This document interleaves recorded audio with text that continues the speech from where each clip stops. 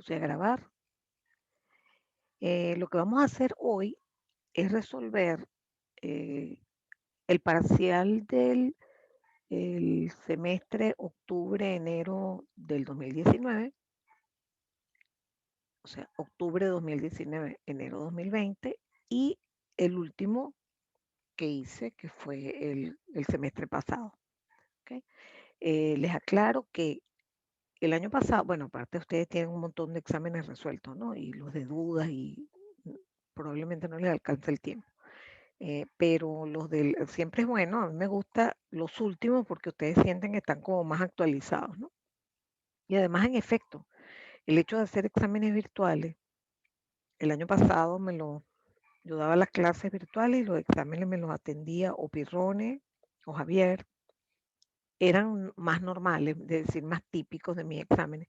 Estos han ido cambiando por el hecho de que el protocolo es diferente, pues hacemos, ya ustedes lo vivieron, entonces divido el examen, trato de ser más compacta, he cambiado pues la forma, entonces viene muy bien echar una miradita de lo que uno hace. Y de estos dos, el último fue totalmente virtual. Pues. Este todavía de noviembre de 2019 fue clase virtual, examen presencial. Entonces, bueno, como les comentaba que no, en marzo del año pasado, que yo empecé a dar los cursos virtuales, empecé con mi curso y al mes me dieron otro, porque Javier se tuvo que ausentar y entonces di dos cursos. Esos exámenes ya están grabados, entonces estos no. Estos creo que algún ejercicio lo usé para una clase de ejercicio, pero en general quiero tenerlos también grabados como por clases separadas para que sea más fácil a la hora de ubicarlos y para que a ustedes les sea más fácil estudiarlos. Pues, ¿ok? Entonces, bueno, vamos a comenzar con este, que es el parcial 2 de noviembre, hace un año.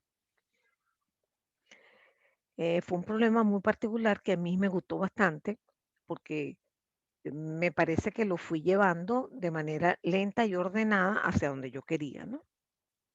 Cuando yo pido algo, por ejemplo, aquí tienen los sistemas, ok, dibujen las curvas de probabilidad de error, entonces, digamos, ustedes tienen en la mano que definir toda una ruta, aquí básicamente yo se las fui como abonando hasta que los llevé a la pregunta que yo quería, ¿no? Entonces, en este caso se dice bueno, cada cosa la voy a analizar con calma porque me sirve de repaso. Se tienen dos sistemas de comunicaciones A y B. Se muestran sus constelaciones. Aquí está una, aquí está la otra. U sub 1 está relacionado con un coseno, U sub 2 con un seno y obviamente son modulaciones. Ambos se transmiten por un canal AWGN y son recibidos por sus respectivos receptores óptimos. ¿Okay? Voy a aprovechar de hacer un comentario a raíz de una consulta que me hizo un estudiante que tiene que ver con tener muy claro lo que son los sistemas y los receptores. ¿Okay? Vamos a estudiar un poquito este sistema y este sistema en general. Observen que aquí yo tengo una transmisión polar. Este eje es un coseno. Por lo tanto, oigan bien, esto es una modulación que tiene sinusoides de la misma amplitud, que son las distancias radiales. Ay, no he puesto el lapicito, disculpen. La misma amplitud, pero fases diferentes. ¿Cuáles son las fases? Bueno, como esto es un coseno, ojo, ¿no? Como esto es un coseno y lo tenemos en el eje positivo, estamos hablando, qué sé yo, de 8 cosenos. Por lo tanto, eso representa fase cero. Mientras que cuando me refiero a menos coseno, eso es lo mismo de coseno de omega 0t más o menos pi. Entonces, esas son las dos fases que están presentes en esta modulación de fase. Esto es como un PRK. Por otro lado, el sistema B es un sistema donde uno está en el eje coseno, el otro está en el eje seno. Claramente estamos hablando de un sistema ortogonal, porque si no, no existieran esas bases. ¿Okay? Y ahora también nos preguntamos qué es lo que se está modulando aquí, qué es lo que se está cambiando. Fíjense que la distancia radial es la misma, o sea que la amplitud no es, En cambio, la fase sí. Cuando usted tiene esta pelotica, esto es coseno de omega 0t y esto es seno. Para las fases hay que referirse siempre a los cosenos y el seno es un coseno menos pi medio. Entonces, fíjense que son dos modulaciones de fase diferentes. ¿Ok? Ya ustedes pueden imaginarse que este sistema tendría que ser mejor que este en cuanto a probabilidad de error. ¿De acuerdo? Esto es muy importante que lo entiendan. Fíjense bien. Si usted va a escoger el tipo de transmisión, usted tiene algunos tips. Dice, oye, ya me he dado cuenta que si son polares, parece que la cosa es buena, etcétera. Y si vamos a hablar del receptor óptimo, es otra cosa. ¿Ok? Entonces, el receptor, por supuesto, está asociado al tipo de transmisión. De hecho, una pregunta tiene que ver con eso. Y fíjense que estamos hablando de ambas son transmisiones que tienen cambios de fase, sin embargo, los receptores son distintos, porque este tiene dos bases y este una sola. Cuando yo me refiero a los receptores óptimos, aquí oigan bien lo que voy a decir, porque ayer me hicieron esa pregunta, yo me refiero a una de dos cosas. O estoy usando el receptor Gram-Schmidt, que es óptimo, o estoy usando un filtro cuya HR la dedujimos en clase y obtuvimos cuál era su estructura. HR de F nos dio P1 de F menos P0 de F, etcétera, etcétera. Cualquiera de los dos va a dar el mismo resultado. ¿De acuerdo? Bueno, la parte A les pedía que hicieran una tabla colocando los siguientes valores, todos en función de A. Primero, la energía. Cuando yo digo eso, ustedes saben que es energía promedio, la distancia mínima para cada uno, la probabilidad de error en función de A. Luego les daba un valor específico de A y eta para que evaluaran la probabilidad de error y más nada.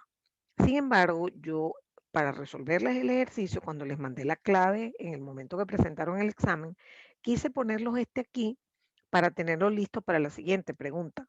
Entonces, tener todo aquí además me sirve para que ustedes comprendan varias cosas, ¿no? Entonces, fíjense, vamos a empezar por la energía. Distancia radial al cuadrado es a cuadrado medio por un medio por 2, o sea, a cuadrado medio. Aquí, obviamente, la energía es a cuadrado, porque es a cuadrado por un medio más a cuadrado por un medio. La distancia mínima es dos veces esta distancia, esta media distancia, o sea que es 2a entre raíz de 2. Ojo, lo escribí así porque es más rápido, pero esto, ustedes van a ver que es exactamente igual a esto. Si usted multiplica arriba y abajo por raíz de 2, le da esto mismo, le da raíz de 2a. ¿Cómo se saca esta distancia? Es a cuadrado más a cuadrado, raíz cuadrada, y eso da raíz de 2a.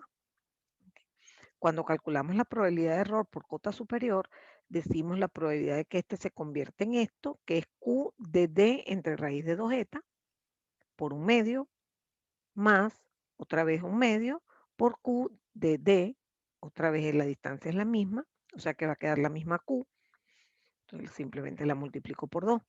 Y la de min es, permítame usar este valor, raíz de 2a entre raíz de 2 eta, y el resultado me da esto.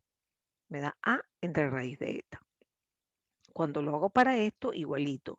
La probabilidad de que es decir, todo en función de min, ya tienen el plato servido. Es Q de min entre raíz de 2 eta.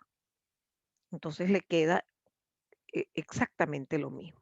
Y aquí empiezan los problemas, porque uno tiene la tentación de decir que esos sistemas tienen la misma curva de probabilidad de error. Uno está tentado a hacer eso. Y yo además pareciera que los induzco a esto porque al darle un valor a A y a eta, me da exactamente la misma probabilidad de error. Entonces, bueno, esa tabla está bien hasta allí. Sin embargo, cuando yo quiero que ustedes me hagan las curvas, ustedes tienen que escribir las expresiones en función de E sobre eta, no de A, beta, gamma, no, de E sobre eta. ¿Y cómo hago eso? Bueno, como ya la tienes en función de A, bueno, tienes que darte cuenta que ya te mandé a calcular la energía. Por ejemplo, aquí la energía es a cuadrado medio. Despeja A en función de la energía. Igual aquí. A cuadrado es igual a la energía. La energía ¿verdad? Perdón, A es igual a la raíz de la energía.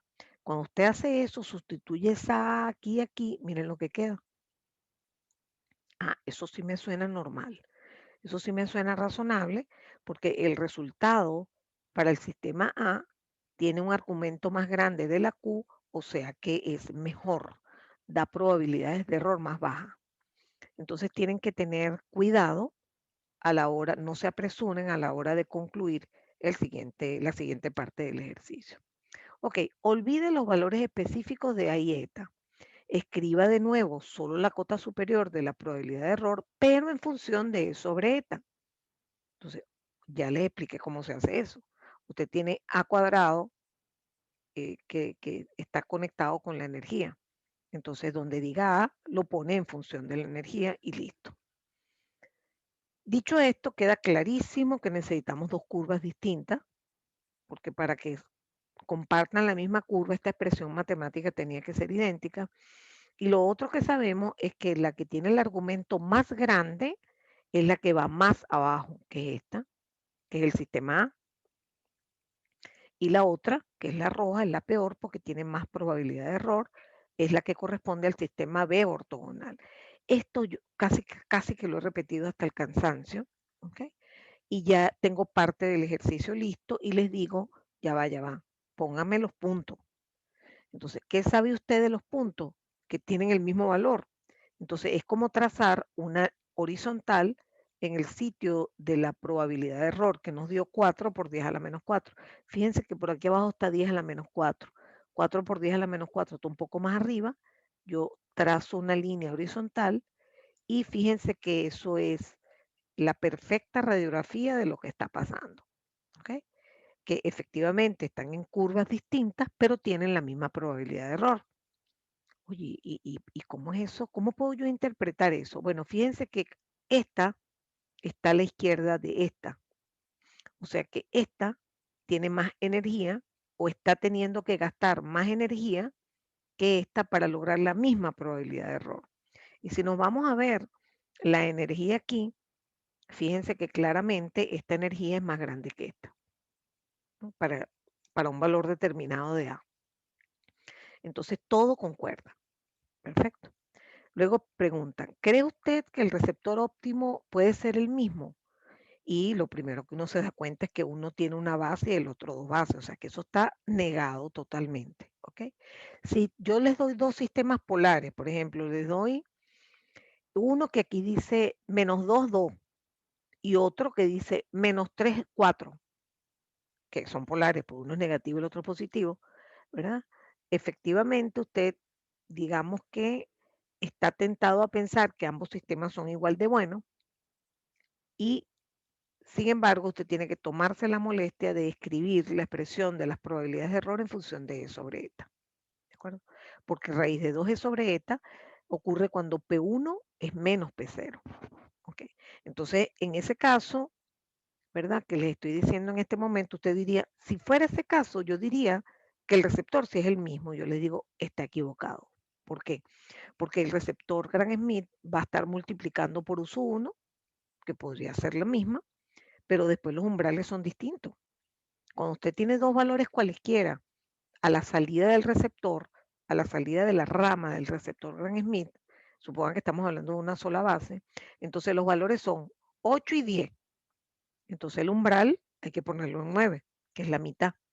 Entonces el hecho de que usted no trate de olvidar las recetas, algunas básicas sí, más que recetas, la parte filosófica, porque cuando usted echa cuenta y toma casos específicos puede equivocarse tratando de aplicar esas recetas a la fuerza.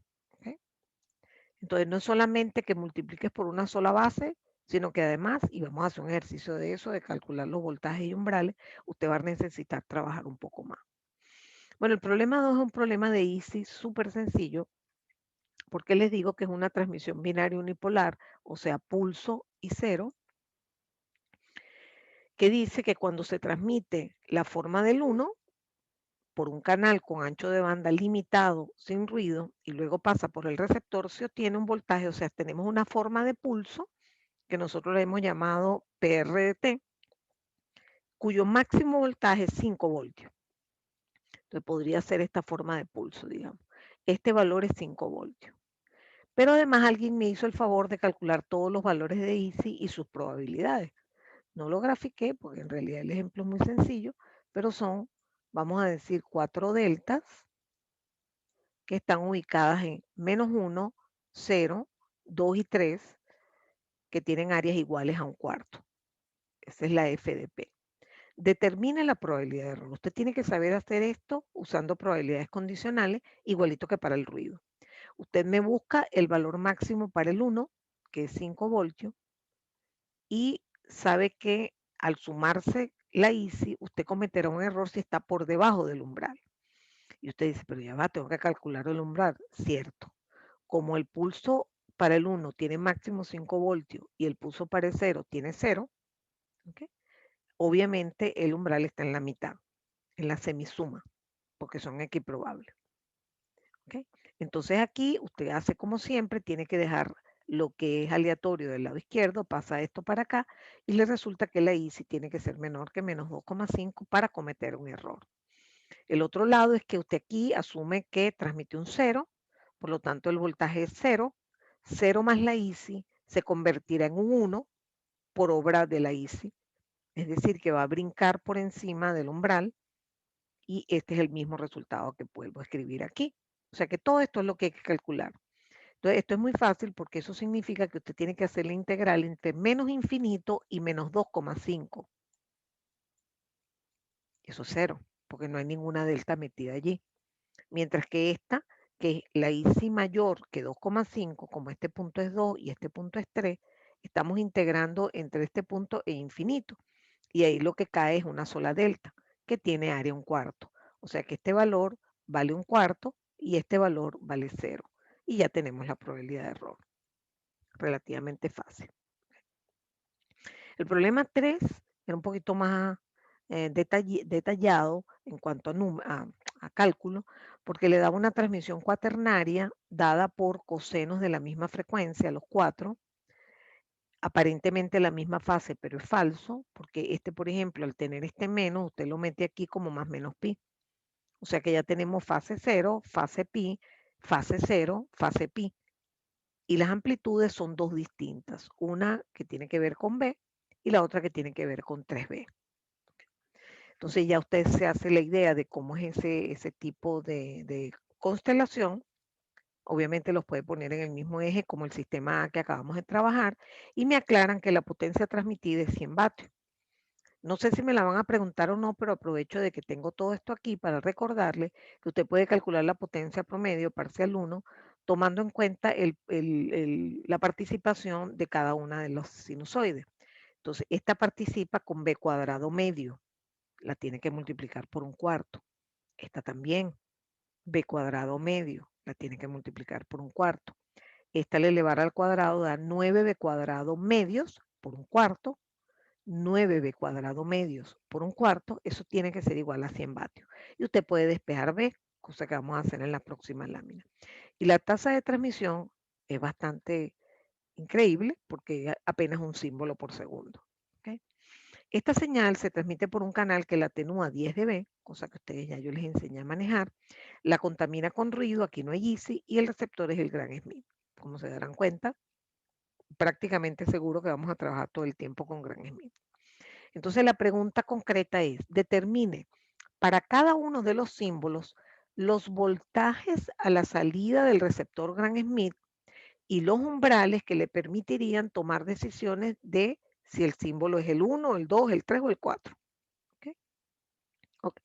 Entonces vamos a hacerlo de dos partes, que no era la que yo pretendía que ustedes usaran, pero me interesa para repasarles esto, ¿no? Entonces aquí tengo.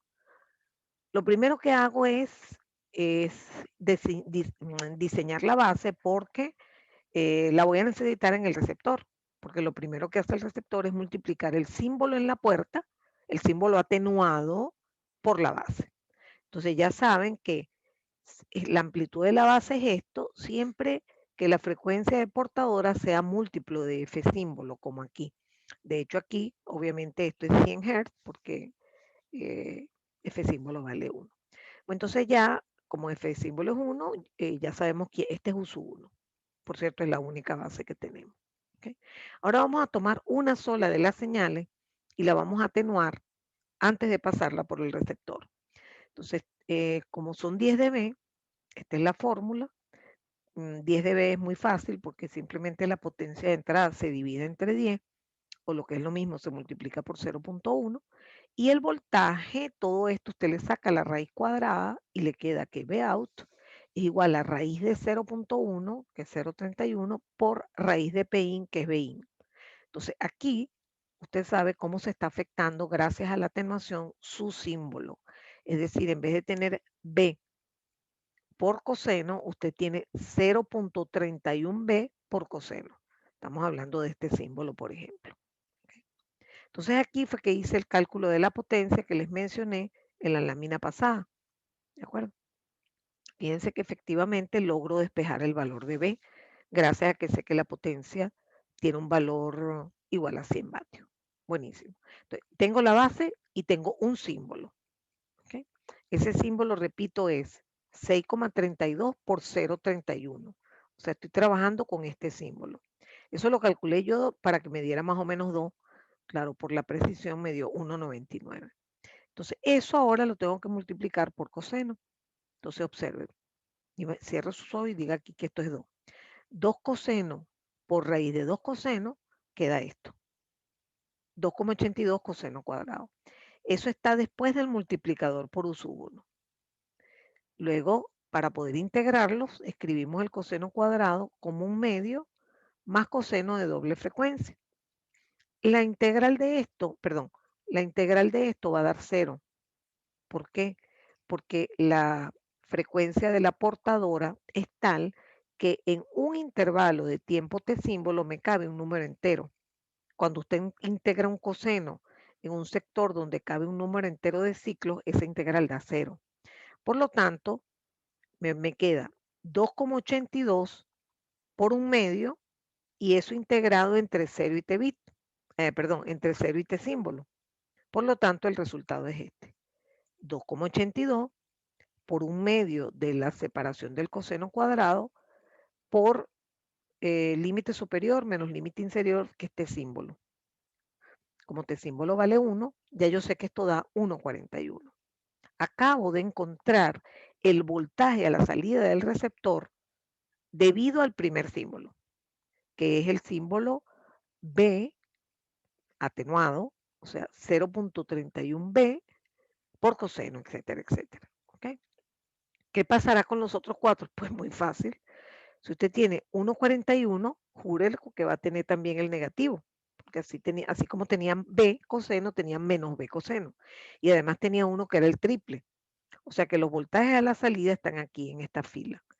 Tengo el más positivo, el más grande positivo, el que calculé, su negativo y el extremo negativo, ¿verdad? Que es el último símbolo que tiene fase pi.